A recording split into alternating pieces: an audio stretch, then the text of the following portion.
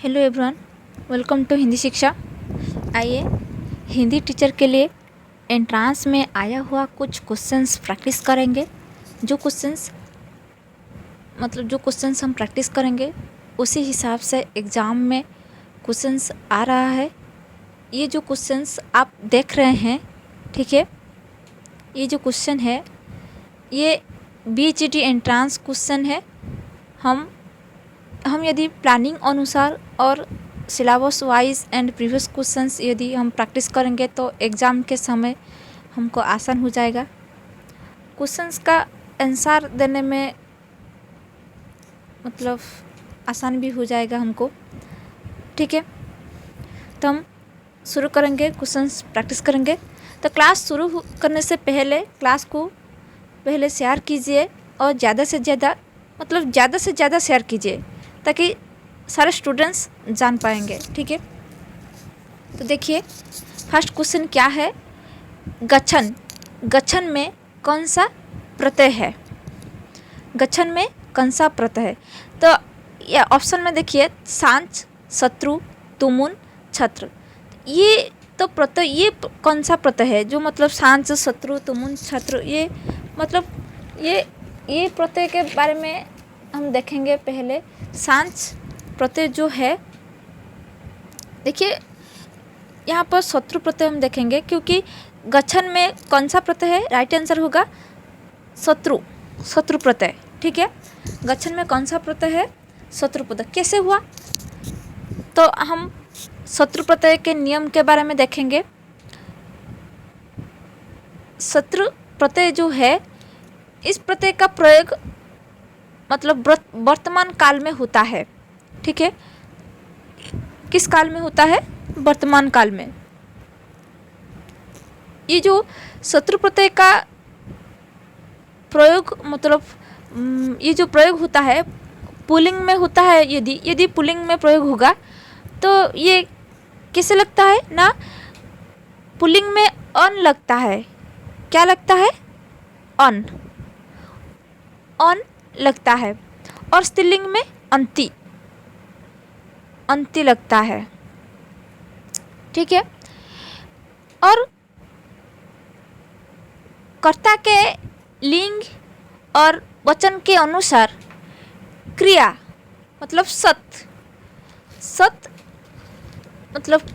सत का लिंग जो होता है और वचन भी होता है। शत्रु प्रत्यय में पुल्लिंग तथा स्त्रीलिंग के जो रूप है वो क्या होता है ना? भवत के समान होता है। तथा नपुंसक लिंग में जो होता है, नपुंसक जो लिंग होता है, इस नपुंसक लिंग में जगत के समान चलते हैं। एग्जाम्पल हम देखेंगे, एक धातु लेंगे, क्या लेंगे? चल धातु। क्या लेंगे? चल धातु। तो चल धातु में शत्रु प्रत्यय लगेंगे, ठीक है। शत्रु प्रत्यय लगाएंगे तो ये चल धन शत्रु जो हुआ पुल्लिंग में क्या होगा? क्योंकि पुल्लिंग में मैंने क्या कहा कि पुल्लिंग में अन लगेगा, स्त्रीलिंग में अंति। तो चल धन शत्रु, तो पुल्लिंग में क्या होगा? चलन। क्या होगा? चलन। और स्त्रीलिंग में चलंती, ठीक है। उसी तरह यदि हम लेंगे गम धातु में यदि शत्रु प्रत्यय लगेंगे, गम धातु में यदि हम शत्रु प्रत्यय लगाएंगे तो क्या होगा? पुल्लिंग में क्या होगा? गच्छन, ठीक है। गच्छन जी, ये क्वेश्चन है। ये देखिए गच्छन में कौन सा प्रत्यय? तो गच्छन जो है, जो शब्द हुआ, इसमें धातु क्या है? गम धातु। गच्छन में गम धातु है और कौन सी प्रत्यय लगा है ना? शत्रु प्रत्यय लगा है। गम धन शत्रु क्या हो गया? गच्छन। और स्त्रीलिंग में क्या होगा? गच्छन्ति। उसी तरह धाव धातु, धाव सहित धाव के साथ शत्रु प्रत्यय यदि लगेगा वो क्या होगा? धावन। पुल्लिंग में क्या होगा? धावन, ठीक है। और स्त्रीलिंग में धावंती और नपुंसक में धावत। ठीक है, मैंने जो कहा कि वो क्या हुआ, नपुंसक लिंग में वो क्या होगा, भवत, जगत, त हलंत ये से लगेगा। ठीक है, उसी तरह धातु यदि हम हस धातु यदि हम कहेंगे हस धातु, तो हस धातु में शत्रु प्रत्यय है, तो हस धातु में शत्रु प्रत्यय यदि हम लगाएंगे तो पुल्लिंग में क्या होगा, हसन, हसन, और स्त्रीलिंग में हसंती और नपुंसक लिंग में हसत। ठीक है, तो उसी तरह द्रुस धातु में क्या होगा ना, द्रुस धन शत्रु, तो क्या होगा, पश्यन, और स्त्रीलिंग में पश्यंती और नपुंसक लिंग में पश्यत। ठीक है, तो ये शत्रु प्रत्यय का नियम है। तो इससे आपको समझ में आया होगा कि गच्छन में कौन सा प्रत्यय, शत्रु प्रत्यय। कौन सी धातु है गच्छन में, गम धातु। गम धातु में शत्रु प्रत्यय लगाकर गच्छन हो गया, और स्त्रीलिंग में यदि होगा गच्छन्ति और नपुंसक लिंग में गच्छत। ओके, नेक्स्ट हम जाएंगे, समझ में आ रही है ना? ठीक है, और भी ये भी आप सभी को ये भी मन में ये भी होगा कि ये मतलब वो क्या है,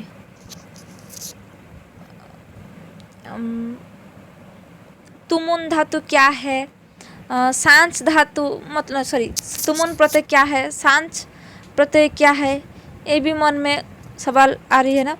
देखिए, सांच प्रत्यय जो है, ये जो सांच प्रत्यय जो है, ये मतलब सांच प्रत्यय का मतलब होता हुआ, क्या हुआ, होता हुआ। उसका मतलब आत्मनेपद धातु में सांच प्रत्यय होता है, आत्मनेपद में, ये याद रखिए। सांच प्रत्यय जो मतलब प्रत्यय जो होता है किस धातु में, आत्मनेपद, आत्मनेपद में सांच प्रत्यय होता है। सांच प्रत्यय से युक्त विशेषण के रूप में होता है, और पुल्लिंग में आन लगेगा और स्त्रीलिंग में आना। तो इससे हम जान पाएंगे हाँ ये सांच प्रत्यय है। ठीक है, और नपुंसक लिंग में आनम। ठीक है, तो सांच प्रत्यय में पुल्लिंग में आना, स्त्रीलिंग में आना, नपुंसक लिंग में आनम। ठीक है, और प्रत्यय में पूर्व धातु में मुख का म लगाया जाता है, ये याद भी रखिए। ठीक है, जैसे हम लिखेंगे, और क्या होगा, सांच प्रत्यंत शब्द के लिंग, वचन, विभक्ति और विशेष्य के अनुसार ही चलता है। और पुल्लिंग में संवत, स्त्री में लतावत, और नपुंसक में फलवत, ये इसी तरह लगता है। एग्जाम्पल लेंगे, सांच प्रत्यय यदि हम लगेंगे, एक धातु लेंगे, क्या लेंगे, सेब धातु। क्या लेंगे, सेब धातु। सेब धातु में यदि हम सांच प्रत्यय लगाएंगे तो पुल्लिंग में क्या होगा, सेब, क्या होगा, सेब मतलब सेबमान, मान। मैंने कहा ना कि पुल्लिंग में मान, स्त्रीलिंग में माना और नपुंसक लिंग में मानम। ठीक है, तो सेब धन सांच प्रत्यय जो लगेगा तो इससे क्या होगा, सेब मान, सेब मान, क्या होगा, सेब मान। और स्त्रीलिंग में सेब माना और नपुंसक लिंग में सेब मानम। इसी तरह सह धातु में यदि हम सांच प्रत्यय लगाएंगे तो क्या होगा, सह मान, सह मान, और स्त्रीलिंग में सहमाना और नपुंसक लिंग में सहमानम। ठीक है, उसी तरह यदि हम लेंगे क्या, वृद्ध धातु में यदि हम सांच प्रत्यय लगेंगे तो वर्धमान, और स्त्रीलिंग में वर्धमाना और नपुंसक लिंग में वर्धमानम। ठीक है, और तुमुन प्रत्यय यदि हम देखेंगे, तुमुन प्रत्यय क्या है ना, इस प्रत्यय में मतलब इस प्रत्यय प्रयोग करते हुए तुमुन प्रत्यय का मतलब क्या है, के लिए। क्या है, के लिए। तो इस प्रत्यय प्रयोग करते हुए तुमुन का प्रयोग तुम शेष रहता है। क्या रहता है, तुम, मतलब शब्द के एंड में व शेष में तुम रहता है। तो इससे हम पहचान पाएंगे हाँ ये तुमुल प्रत्यय से हुआ है। जैसे शत्रु प्रत्यय में कैसे पता चला कि ये कैसे पहचानेंगे ना, क्या होगा, अंति गच्छन, जैसे गच्छन गच्छन्ति गच्छत। उसी तरह सांस प्रत्यय में भी मान माना मानम, इसी तरह हम पहचान पाएंगे हाँ ये सांस प्रत्यय में है। उसी तरह तुमुल प्रत्यय जो है एंड में क्या होगा, तुम लगेगा। ठीक है, तो प्रत्यय का प्रयोग करते समय धातु के अंतिम वर्ण में ई होगा, ई का प्रयोग होता है यदि अंतिम वर्ण में कोई स्वर की मात्रा हो, ठीक है, मात्रा हो या न हो तो ये चलेगा। तो धातु का अंतिम वर्ण म या न हो तो ये अनुसार में परिवर्तन हो जाता है और शेष वर्ण में ई का नहीं होता है। और क्या होता है ना, धातु का अंतिम वर्ण जो म न समान वर्ग जो सो हो तो म न का लूप नहीं होता है और प्रत्यय प्रयोग के समय ई का प्रयोग करना होता है। तो देखेंगे कैसे। तुमुन का प्रत्यय मतलब आया कि के लिए। ठीक है, यदि एक एग्जाम्पल लेंगे धाव धातु में, धाव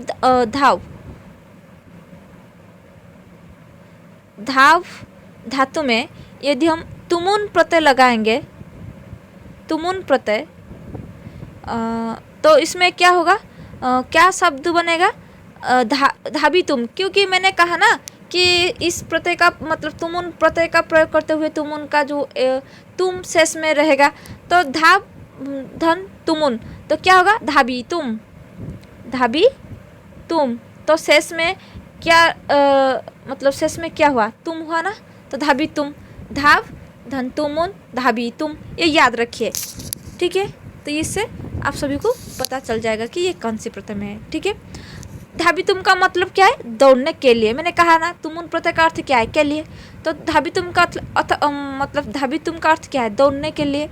ठीक है, उसी तरह क्या होगा, चल, चल धन तुमुन, जल धन तुमुन यदि होगा तो क्या होगा, चली तुम, क्या होगा, चली तुम।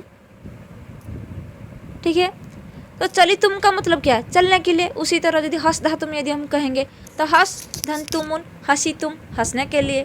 क्रू धातु यदि हम कहेंगे, क्रू धन तुमुन कर तुम, तो ये करने के लिए। नम धन धातु मतलब नम धन तुमुन नर तुम, न तुम मन नमस्ते करने के लिए। गम धन तुमुन क्या होगा, गम तुम। ठीक है, गम तुम माने जाने के लिए। उसी तरह भ्रम, भ्रम, भ्रम का मतलब क्या है, भ्रम धन तुमुन भ्रमितुम, भ्रमितुम का मतलब क्या है, घूमने के लिए। ठीक है, दृश धन तुमुन दृष्टम मतलब देखने के लिए। ठीक है, आई होप आप सभी को समझ में आया होगा। गच्छन, तो गच्छन में से कौन सा प्रत्यय ठीक मतलब कौन सा प्रत्यय है, शत्रु प्रत्यय है। ठीक है, नेक्स्ट हम जाएंगे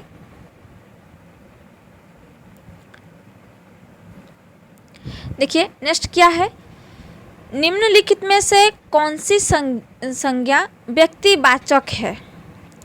ठीक है, मतलब संज्ञा जो कहते हैं, जो विशेष जो कहते हैं, संज्ञा जो है मतलब संज्ञा कितने प्रकार, 5 प्रकार। क्या है ना, व्यक्तिवाचक, भाववाचक, द्रव्यवाचक, जातिवाचक, समूहवाचक। ये संज्ञा जो है 5 प्रकार है। इनमें से व्यक्तिवाचक किसको हम कहेंगे ना, व्यक्ति का नाम, फूल का नाम, शहर का नाम, नदी का नाम, पहाड़ का नाम, देश का नाम, ग्रहों का नाम, नक्षत्र का नाम। जो नाम मतलब जो भी संज्ञा नाम को सूचित करेगा व दर्शाएगा उसको हम व्यक्तिवाचक संज्ञा कहेंगे। ठीक है, तो यहाँ पर जो है निम्नलिखित में से कौन सी संज्ञा व्यक्तिवाचक है। देखिए यदि हम कहेंगे बुद्धि, बुद्धि क्या है, एक गुण है। बुद्धि क्या है, एक गुण है, तो ये गुणवाचक हो गया या भाववाचक हो गया। फूल, फूल जो हुआ ये क्या है, फूल, फूल एक जातिवाचक हो गया, क्योंकि एक फूल मतलब एक जाति है, मतलब फूल का जाति जो कहते हैं, तो फूल एक जाति है, ठीक है। और माला क्या है? माला समूह है, मतलब कुछ फूलों को, मतलब फूल हम लेकर एक माला क्या करते हैं, हम माला करते हैं फूलों को लेकर, तो माला क्या हो गया? समूहवाचक हो गया। और इलाहाबाद क्या है? इलाहाबाद एक शहर का नाम है, ठीक है। इलाहाबाद एक स्थान का नाम है, ठीक है। तो नाम है ना, तो ये क्या हो गया? एक नाम, मतलब नामवाचक हो गया, मतलब व्यक्तिवाचक हो गया। तो यहाँ पर मतलब क्वेश्चन क्या है ना, इनमें से कौन सी संज्ञा व्यक्तिवाचक है? तो इलाहाबाद एक व्यक्तिवाचक होगा, क्योंकि एक स्थान का नाम है, ठीक है। चलेंगे नेक्स्ट।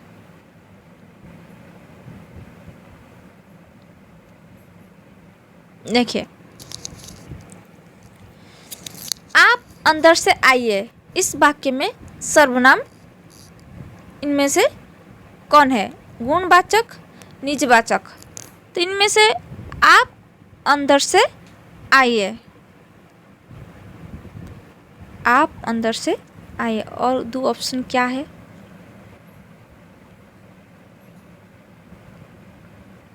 देखिए, आप अंदर से आइए, इस वाक्य में जो सर्वनाम है गुणवाचक होगा या निजवाचक, ना निश्चयवाचक, संबंधवाचक।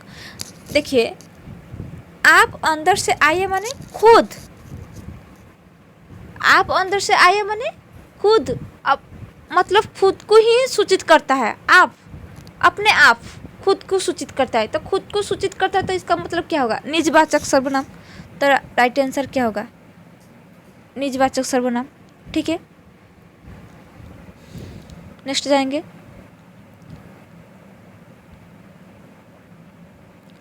नेक्स्ट क्या है? गुणवान मनुष्य सफल होता है। इसमें विशेषण क्या है? इसमें विशेषण कौन है? इसमें गुणवान मनुष्य सफल होता है। देखिए यहाँ पर ये जो लिखा गया है गुणवान मनुष्य, मनुष्य कैसा है ना? गुणवान है। तो मनुष्य को किसने, मतलब मनुष्य को किसने विशेषित करता है? गुणवान नहीं विशेषित करता है। तो गुणवान मनुष्य, तो यहाँ पर विशेष्य कौन है? मनुष्य विशेष्य है, और विशेष्य को विशेषित करता है कौन? गुणवान। तो जो विशेष्य को विशेषित करता है उसको हम क्या कहेंगे? विशेषण कहते हैं। तो यहाँ पर राइट आंसर क्या होगा? गुणवान। विशेषण कौन है? गुणवान, ठीक है। नेक्स्ट जाएंगे।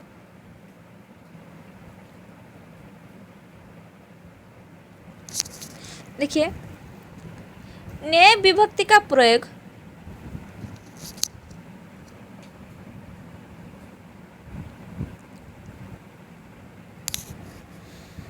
ने विभक्ति का प्रयोग किस कारक के साथ किया जाता है?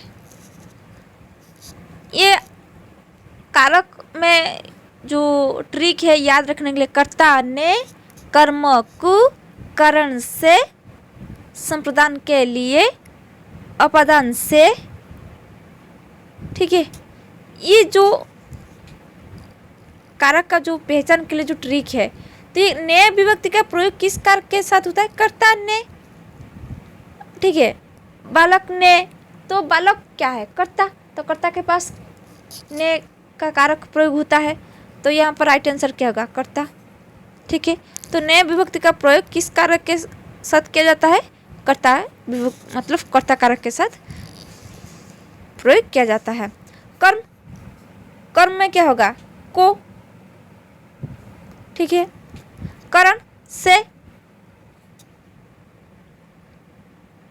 और संप्रदान के लिए,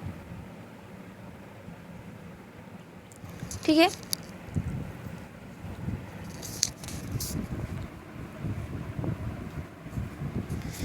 नेक्स्ट हम जाएंगे।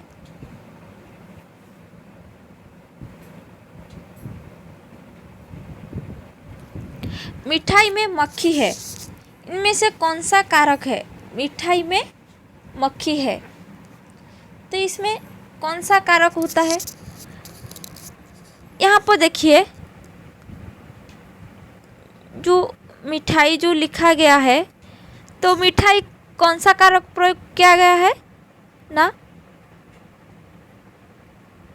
क्रिया प्रत्यय है। ठीक है, मिठाई में कौन सा कारक है, क्रिया प्रत्यय कारक है। ठीक है, नेक्स्ट क्या है, क्रिया के पीछे लगने वाले प्रत्यय को क्या कहते हैं। क्रिया के पीछे लगने वाले प्रत्यय को, क्रिया के पीछे,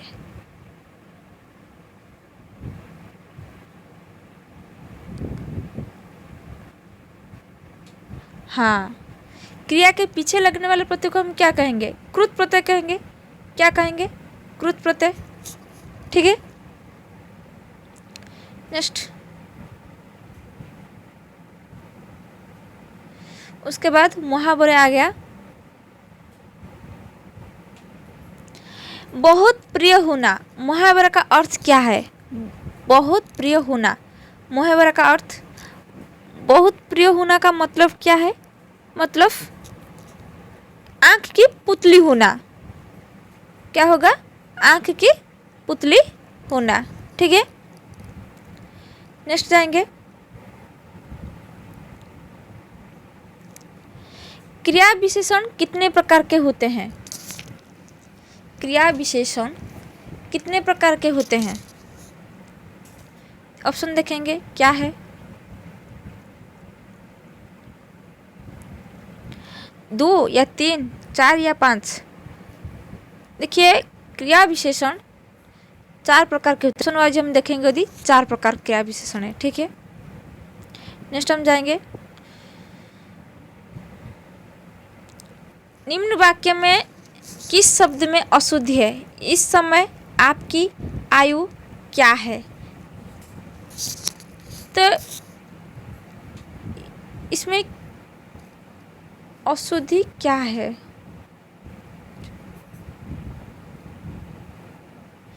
तो यहाँ पर क्या है, ये गलत है, अशुद्धि है ये।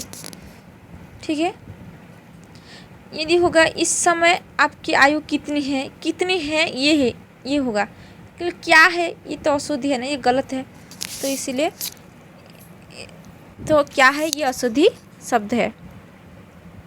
नेक्स्ट,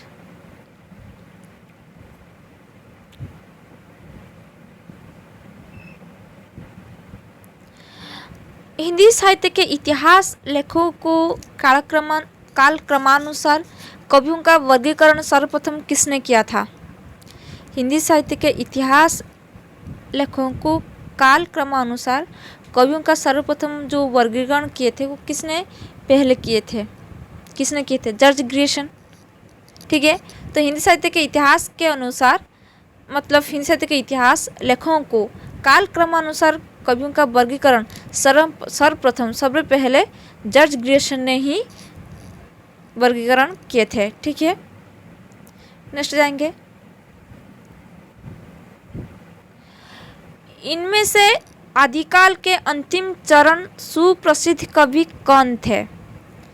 आदिकाल में अंतिम कवि, आदिकाल में अंतिम चरण के प्रमुख कवि कौन है, कौन है, अमीर खुसरो। तो राइट आंसर क्या होगा, अमीर खुसरो। नेक्स्ट, आधुनिक काल के लिए इनमें से कौन सा नाम नहीं दिया गया है। देखिए, आधुनिक काल को गद्य काल भी कहा गया है। ठीक है, आधुनिक काल को वर्तमान काल भी कहा गया है, गद्य काल भी कहा गया है, आधुनिक काल भी कहा गया है, लेकिन सामयिक काल नहीं कहा गया है। ठीक है, तो राइट आंसर क्या होगा, सामयिक काल। ये आधुनिक काल का नाम नहीं है। ठीक है,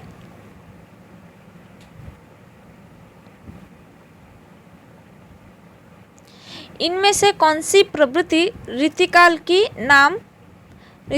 नहीं है।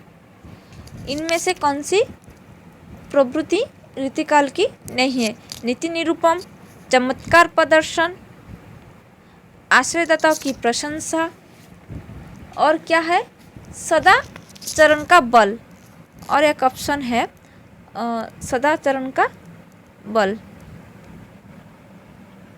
सदाचरण का बल। ठीक है, तो ये जो है देखिए रीतिकाल की जो प्रवृत्ति है नीति निरूपण भी है, चमत्कार प्रदर्शन भी है, आश्रयदाताओं की प्रशंसा भी है, लेकिन सदाचरण का बल रीतिकाल की प्रवृत्ति नहीं है। ठीक है, तो राइट आंसर क्या होगा? सदाचरण की मतलब सदाचरण पर बल ये रीतिकाल की प्रवृत्ति नहीं है। ठीक है, नेक्स्ट जाएंगे।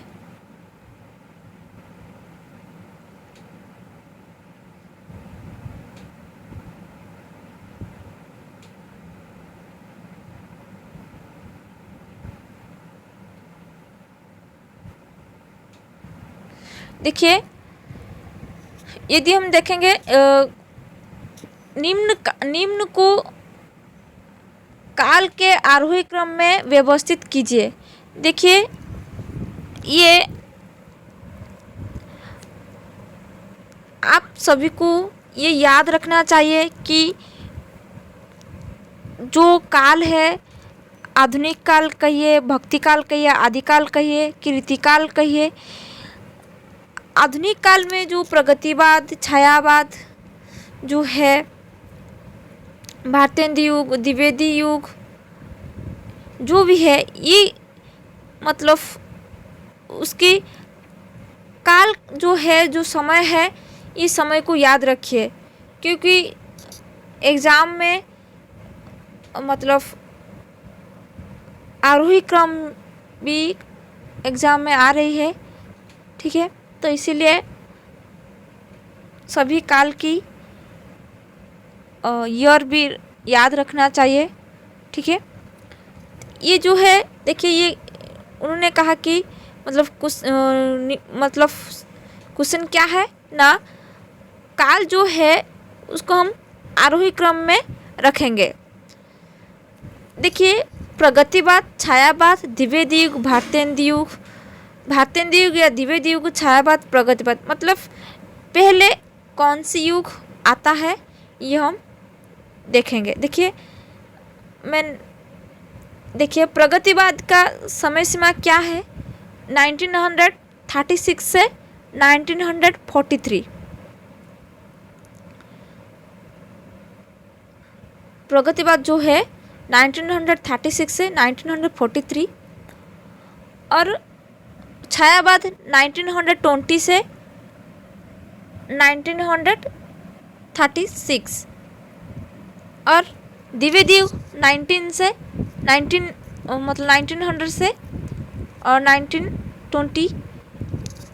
ठीक है, और भारतेंदु युग 1868 से 1900। तो पहले क्या आएगा? भारतेंदु युग, उसके बाद द्विवेदी युग, उसके बाद क्या आएगा? छायावाद, उसके बाद प्रगतिवाद। ठीक है, तो राइट आंसर क्या होगा? बी, भारतेंदु युग, द्विवेदी युग, छायावाद, प्रगतिवाद। ठीक है,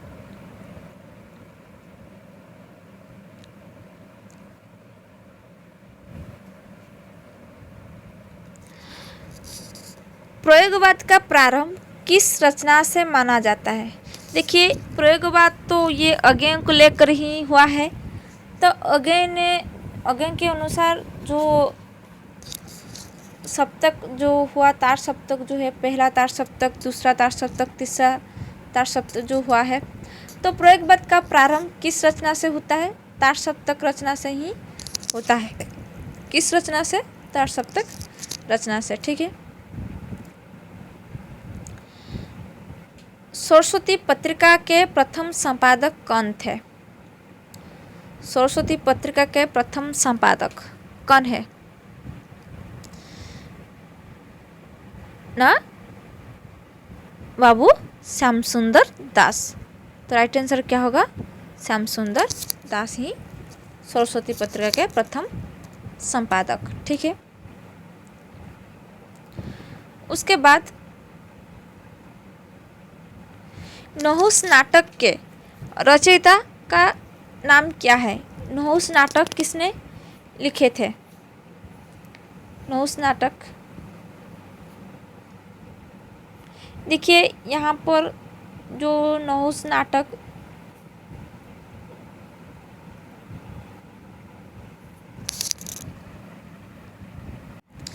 देखिए यहाँ पर जो नहुस नाटक जो लिखे हैं, ये तो देखिए यहाँ पर जो नहुस नाटक के रचयिता और भी एक राइटर भी है, नहुस नाटक लिखे नाटक, तो मैं बाद में बताऊंगी, ठीक है। ये सवाल में आंसर मैं बाद में बताऊंगी।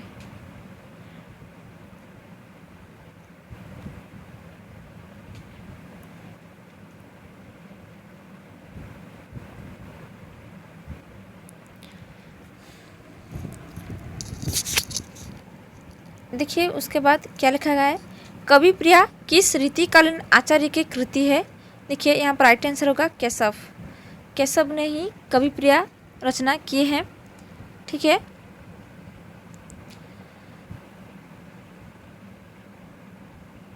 निम्न कृतियों में से कौन सी कृति तुलसीदास की नहीं है? देखिए तुलसीदास जी ने विनय पत्रिका लिखी है, पार्वती मंगल भी लिखे हैं, रामलला नौछ भी लिखे हैं, लेकिन रुक्मिणी मंगल नहीं लिखे हैं। तो तुलसीदास की कृति कौन सी कृति नहीं है? रुक्मिणी मंगल, ठीक है। उसके बाद ग्रामर आ गया। कौन सा व्यंजन मूर्धन्य वर्ग का है? देखिए मैंने वर्ण के बारे में शायद नहीं पढ़ा हूँ कि, ठीक है, मैं नेक्स्ट क्लास में वर्ण के बारे में, वर्ण लिपि, वर्णमाला के बारे में डिटेल्स समझाऊंगी, ठीक है। तो देखिए कौन सा व्यंजन मूर्धन्य वर्ग का है? देखिए हमारा जो व्यंजन वर्ण है वो व्यंजन वर्ण जो है वो मतलब क्या है, जो दो भागों में विभक्त किया गया है व्यंजन वर्ण, वो है वर्गीय व्यंजन, अवर्गीय व्यंजन। वर्गीय व्यंजन जो है 25 है, वो जो 25 है वो 5 भागों में विभक्त किया गया है। वो क्या है? क च ट त प। वो क्या है? क च ट त प, ठीक है। क वर्ग को हम क्या कहते हैं? कंठ्य वर्ण। और च वर्ग को तालव्य वर्ण, ट वर्ग को मूर्धन्य वर्ण, त वर्ग को दंत्य वर्ण, प वर्ग को ओष्ठ्य वर्ण, ठीक है। तो क वर्ग जो है कंठ्य वर्ण क्या है? क ख ग घ ञ। और तालव्य वर्ण में जो है च छ ज झ ञ। ट में ट ठ ड ढ न, ठीक है। और वो क्या है? मूर्धन्य वर्ण में। और दंत्य वर्ण में त थ द ध न। और ओष्ठ्य वर्ण में प फ ब भ म, ठीक है। ये जो व्यंजन मूर्धन्य वर्ण जो वर्ग कहा, मूर्धन्य वर्ण ट वर्ग में क्या हो गया? ट ठ ड ढ न। तो इसमें देखिए ये च जो है ये तालव्य वर्ण में है, और स ये तो ऊष्म वर्ण है, और ध वो क्या है? दंत्य वर्ण, और मूर्धन्य वर्ण क्या है? ढ। तो राइट आंसर क्या होगा? ढ मूर्धन्य वर्ण है, ठीक है। नेक्स्ट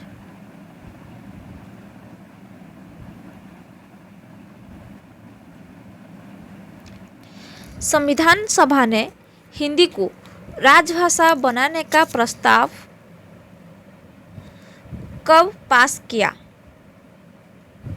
14 सितंबर 1950, 26 जनवरी 1950, 14 सितंबर 1949, 15 अगस्त 1947। देखिए, संविधान सभा ने हिंदी को जो राजभाषा बनाया, वो बनाने के लिए कि जो प्रस्ताव हुआ कब पास किया गया ना, 14 सितंबर 1949 में। इसीलिए हिंदी दिवस जो मना जाता है भारत में, वो 14 सितंबर में हिंदी दिवस मनाया जाता है। ठीक है, चलिए नेक्स्ट जाएंगे। हिंदी वर्णमाला का मुख्य आधार क्या है? हिंदी वर्णमाला का मुख्य आधार क्या है ना, पाणिनि की अष्टाध्यायी ही हिंदी वर्णमाला का मुख्य आधार है। ठीक है,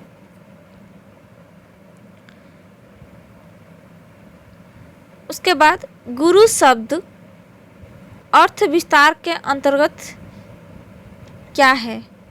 मतलब गुरु शब्द अर्थ जो है वो क्या है? भारी, गंभीर और क्या, विद्वान, ये सभी। तो मतलब गुरु का मतलब भारी भी होगा, गंभीर भी होगा, विद्वान भी होगा, ये सभी। तो राइट आंसर क्या होगा? ये सभी। ठीक है, नेक्स्ट क्या है? चंद्रमा का पर्यायवाची शब्द क्या है? चंद्रमा का पर्यायवाची राजीव, कलानिधि, पुष्कर, अरविंद।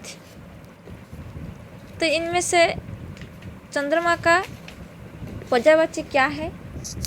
देखिए, राजीव, पुष्कर, अरविंद ये पद्म का पर्यायवाची है, लेकिन कलानिधि जो है चंद्रमा का पर्यायवाची। ठीक है, नेक्स्ट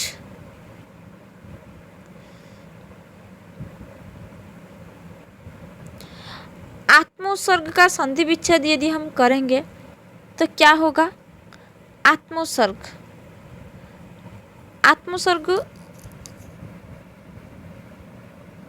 वो क्या होगा? देखिए, आत्मोत्सर्ग ये स्वरसंधि का मतलब स्वरसंधि से आई है। यदि हम संधि विच्छेद करेंगे आत्मोत्सर्ग क्या होगा? आत्मा धन उत्सर्ग। क्या होगा? आत्मा धन उत्सर्ग। तो राइट आंसर क्या है? ए। नेक्स्ट, सद्गुण में समास क्या है? सद्गुण, देखिए गुण क्या है? सत मतलब ये विशेष्य है। विशेष्य को कौन विशेषित करता है? विशेषण, विशेष्य, विशेषण, विशेष्य, विशेष्य, विशेषण, विशेषण। यदि हम पूर्व पद में पर पद में रहेगा तो ये कौन सी समास में आएगा? कर्मधारय समास, क्योंकि कर्मधारय समास का जो नियम है ये सूचित करता है विशेष्य विशेषण, मतलब पूर्व पद और पर पद में विशेष्य विशेषण, विशेष्य विशेष्य, विशेषण विशेषण, विशेषण विशेष्य ये रहेगा। ठीक है, तो राइट आंसर क्या होगा? कर्मधारय समास। ठीक है, नेक्स्ट, पुस्तकों की समीक्षा करने वाला डैश, मतलब पुस्तकों को जिसने समीक्षा करता है उसको हम क्या कहेंगे? आलोचक कहेंगे। क्या कहेंगे? आलोचक, क्योंकि पुस्तक की समीक्षा आलोचक ही करते हैं। ठीक है, हमारे हिंदी साहित्य में प्रसिद्ध आलोचक क्या है? कौन है? आचार्य रामचंद्र शुक्ल। नेक्स्ट जाएंगे, वाक्यांश क्या है? जो शत्रु की हत्या करता है एक शब्द क्या होगा? मतलब अनेक शब्द से एक शब्द हम बनाएंगे। जो शत्रु की हत्या करता है उसको हम क्या कहेंगे? जो शत्रु की हत्या करता है वो क्या है? ऑप्शन में देखेंगे क्या है? अजातशत्रु होगा ना, शत्रुबाधक ना, शत्रुघ्न, शत्रुनाशक। अजातशत्रु का मतलब क्या है? ना जिसके शत्रु है ही नहीं। ठीक है, वो है अजातशत्रु। और जो शत्रु की हत्या करता है वो क्या होगा?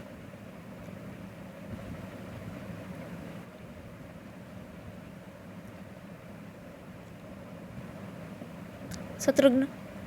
राइट आंसर क्या होगा? शत्रुघ्न। नेक्स्ट जाएंगे,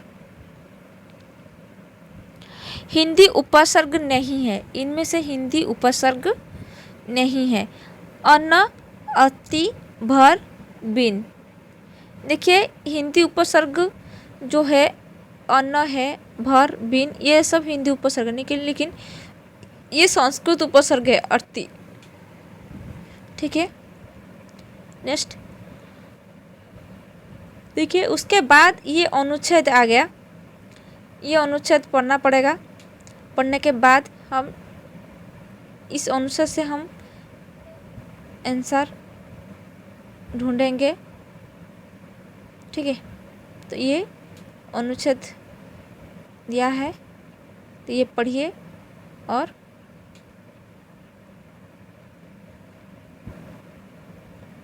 ये करेंगे। तो ठीक है, मैं ये स्किप कर देती हूँ। ठीक है, उसके बाद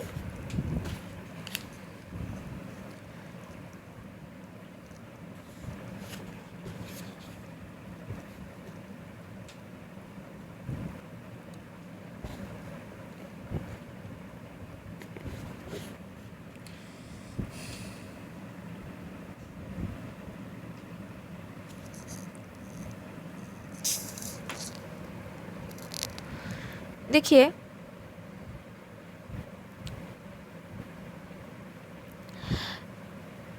इनमें से कौन प्राचीनतम भाषा है? तो आप सभी को पता है संस्कृत ही प्राचीनतम भाषा है। नहीं, वैदिक संस्कृत ही प्राचीनतम भाषा है।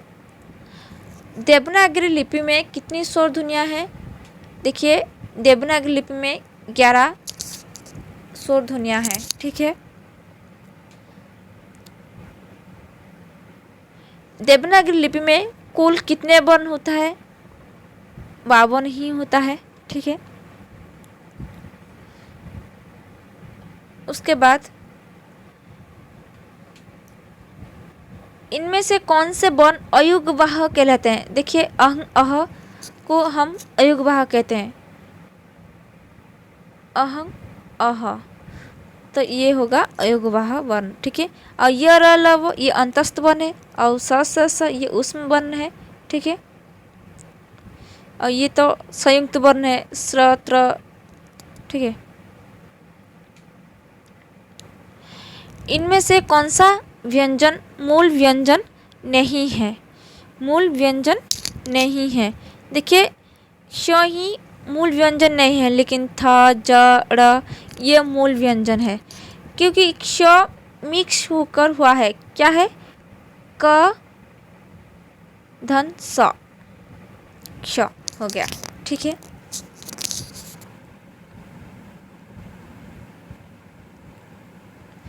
कबीर किस काव्यधारा का प्रतिनिधित्व करते हैं? सूफी काव्यधारा, ना या संत काव्यधारा, ना प्रेमाश्रय काव्यधारा, ना राम भक्ति काव्य। देखिए, कबीर क्या है? संत है, तो संत काव्यधारा। ठीक है, और सूफी काव्यधारा में कौन है? जैसी सूफी, हाँ, प्रेमाश्रय सूफी जो है वो भी प्रेमाश्रय भी वही है, तो ये जैसी है। और राम भक्ति काव्यधारा में कौन है? तुलसीदास। ठीक है, और कृष्ण भक्ति काव्यधारा में सूरदास। नेक्स्ट, सूरदास के दीक्षा गुरु कौन थे? वल्लभाचार्य या विठलनाथ, विष्णु स्वामी या गोकुलनाथ? सूरदास के गुरु कौन है? वल्लभाचार्य। ठीक है, तो सूरदास के दीक्षा गुरु कौन है? वल्लभाचार्य। नेक्स्ट जाएंगे,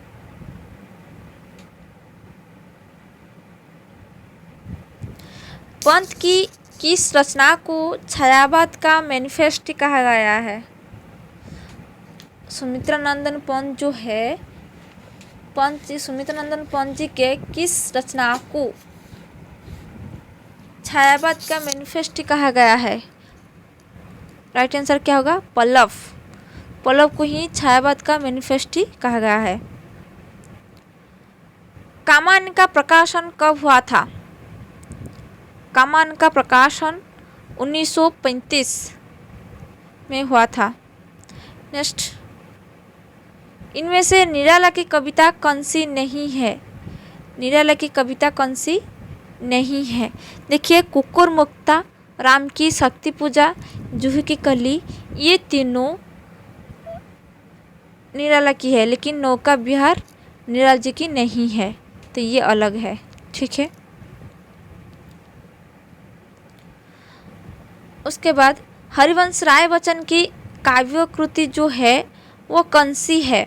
देखिए, हरिवंश राय बच्चन जी ने मधुशाला भी लिखे हैं, मधु कलश भी लिखे हैं, निशा निमंत्रण भी लिखे हैं, तो ये सभी लिखे हैं। ठीक है।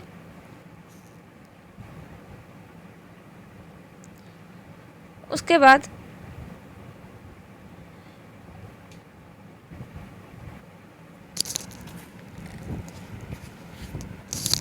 क्या लिखा गया है? दिनकर को किस कृति पर ज्ञानपीठ पुरस्कार मिला है? रामधारी सिंह दिनकर जी को किस कृति पर ज्ञानपीठ पुरस्कार मिला है? परशुराम की प्रतीक्षा, या संस्कृत के 4 अध्याय, कुरुक्षेत्र, या उर्वशी? इनमें से कौन सी रचना में रामधारी सिंह दिनकर को ज्ञानपीठ पुरस्कार मिला था? उर्वशी के लिए, ये याद रखिए। रामधारी सिंह दिनकर जी को उर्वशी रचना के लिए ज्ञानपीठ पुरस्कार मिला था। ठीक है।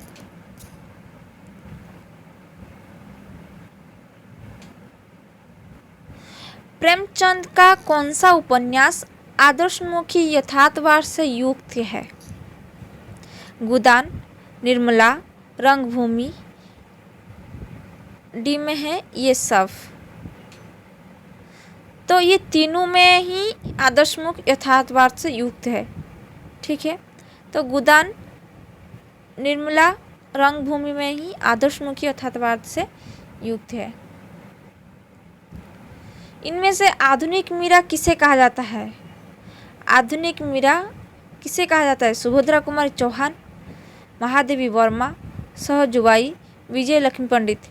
देखिए, यहाँ पर राइट आंसर होगा महादेवी वर्मा को ही आधुनिक मीरा कहा जाता है। ठीक है। लास्ट क्वेश्चन क्या है?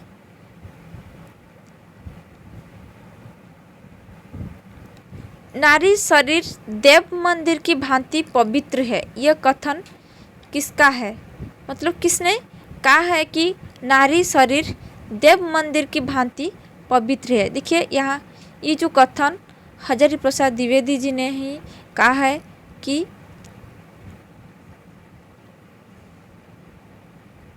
नारी शरीर देव मंदिर की भांति पवित्र है। ठीक है। तो कैसे लगा हम जो हिंदी ग्रामर, हिंदी साहित्य के इतिहास जो हम प्रैक्टिस किए, तो कैसे लगा कमेंट बॉक्स में कमेंट कीजिए।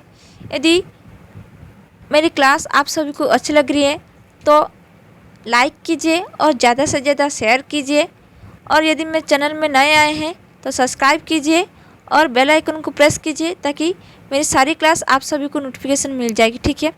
तो नेक्स्ट क्लास में और भी सारे क्वेश्चन हम लेकर आएंगे हिंदी टीचर के लिए। ठीक है। तो नेक्स्ट क्लास में मिलेंगे। Thank you very much for watching this video.